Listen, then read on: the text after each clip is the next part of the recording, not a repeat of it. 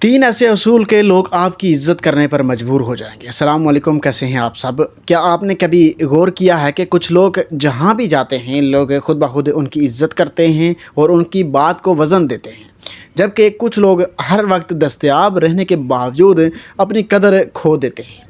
आज मैं आपको बावकार और आला ज़र्फ़ लोगों के वो तीन तलाई असूल बताऊंगा जिन्हें अपनाते ही लोग आपकी सरहदों का एहतराम करेंगे और आपको हल्का लेना छोड़ देंगे। तो वीडियो के साथ जुड़े रहिएगा, वीडियो एंड तक लाजमी देखिएगा। सबसे पहली चीज़, बावकार इंसान हर बात पर फ़ौरन रद्द अमल नहीं देता। वो गुस्से, खुशी या दुख में अपने जज्बात का इश्तिहार नहीं बनाता। जब आप बात बात पर चीखना या सफाइयाँ देना छोड़ देते हैं तो आपकी खामोशी सामने वाले के लिए एक रोब और पहेली बन जाती है। सेकंड चीज़ कि हर वक्त दस्तयाब ना रहना, ठीक है, जिसको कंट्रोल अवेलेबिलिटी कहा जाता है, कि अगर आप किसी के एक मैसेज या कॉल पर फ़ौरन भागे चले जाते हैं और अपनी मसरूफियत को छोड़ देते हैं तो साइकोलॉजी के मुताबिक आपकी वैल्यू गिर जाती है। आला मियार लोग अपने वक्त, अपने काम और अपने मकसद को सबसे पहले रखते हैं।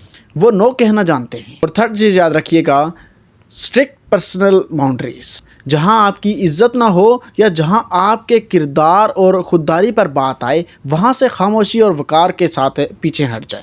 ना इल्तिजा करें, ना बहस करें। आपका खामोशी से अलग हो जाना सामने वाले को आपकी अहमियत का एहसास दिला देता है। इस्लाम में भी खुददारी और वक़ार को मोमिन की अलामत बताया गया है। रसूलुल्लाह सल्लल्लाहु अलैहि वसल्लम ने फरमाया है कि मोमिन को ज़ेब नहीं देता कि वो खुद को जलील करे, ठीक है।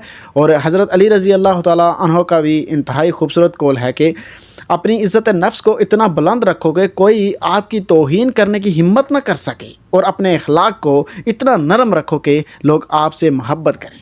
जब आप बंदों की रज़ामंदी के बजाय अपने रब की रज़ा और इज़्ज़त नफ्स का ख्याल रखते हैं तो अल्लाह लोगों के दिलों में आपकी इज़्ज़त खुद ब खुद पैदा कर देता है, ठीक है। सस्ता बनना छोड़ें, अपनी कीमत पहचानें और बावकार ज़िंदगी गुजारें।